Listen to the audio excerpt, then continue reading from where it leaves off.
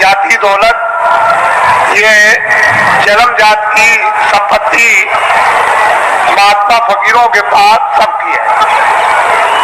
जो भी इच्छा करे, हिंदू मुसलमान सिख ईसाई, वो महात्माओं के पास जाकर के इस दौलत को ले आए, इस संपत्ति को ले ले। ये सबकी है, किसी एक की नहीं है। और जो इसमें भाव भक्ति करेगा उसको ये दौलत मिल जाएगी। भक्ति नाम किसका है? आज्ञा का पालन, और कोई भक्ति नहीं। भक्ति नाम कोई तस्वीर देखने का नहीं। तुमने मंदिर में मूर्त देख ली तो इसका नाम भक्ति नहीं, या तुमने गाना गा लिया, कोई प्रार्थना कर ली, इसका नाम भक्ति नहीं। जो महापुरुष आदेश दें उसका तुम पालन प्यार से करो, इसको कहते हैं भक्ति। यह है भक्ति।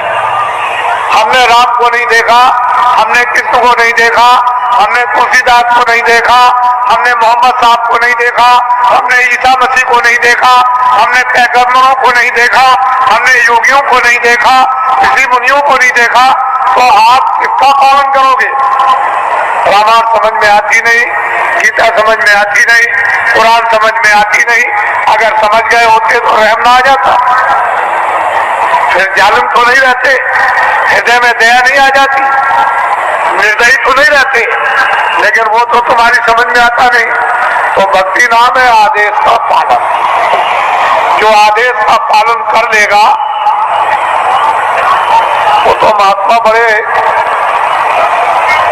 दूर के देखने वाले होते हैं।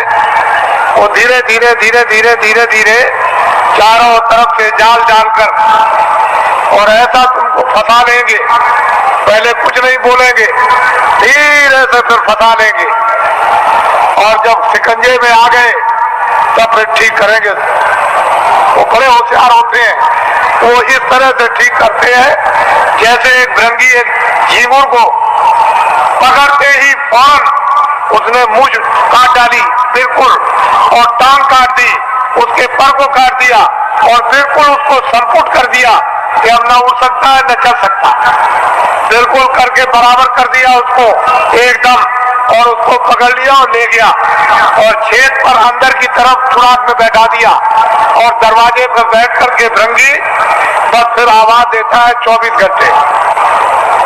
जब उसमें भृंगी ने आवाज दिया 24 घंटे के अंदर, तो उसने अपनी सारी शक्ति को झींगुर में भर दिया, तो पर भी जमे आए, उसके पैर भी जमे आए, उसकी मूछें भी जमे आई, और बस 24 घंटे के बाद जो निकला तो फौरन उसने दूसरे को पकड़ा और उसको संपुट कर दिया। तो महात्मा बड़े होशियार होते हैं, उनको नहीं मालूम कि वो कैसे पकड़ते हैं। आपको कुछ नहीं पता, जानते ही नहीं हो, इसलिए आप ये मत समझो ये सूखा सत्संग नहीं है।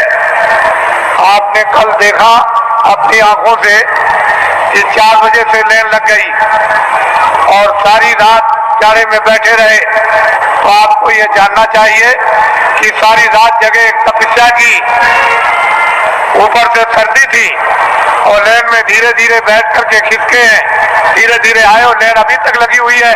अगर इसको देख करके तुमको अगर कुछ भी देश का और तुमको धर्म का और अध्यात्मवाद का और मोहब्बत प्यार और महात्मा फकीरों और सेवकों का अगर अनुभव नहीं होता है तो तुम्हारी बुद्धि जानवरों से भी गई गुजरी।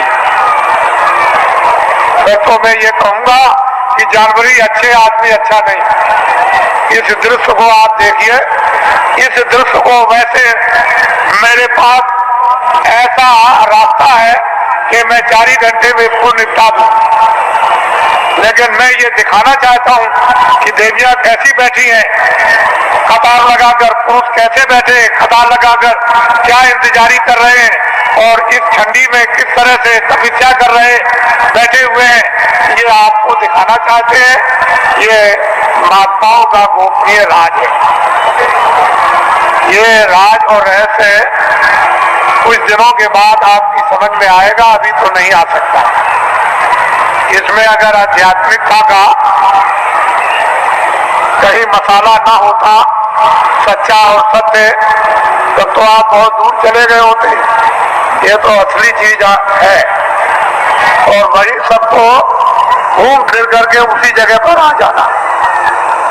आएंगे वही, वो रास्ता एक दिया जा रहा, अभी रास्ता और रास्तों के स्रोत अभी खोल दिए जाते हैं, तो चारों तरफ गली पूछे से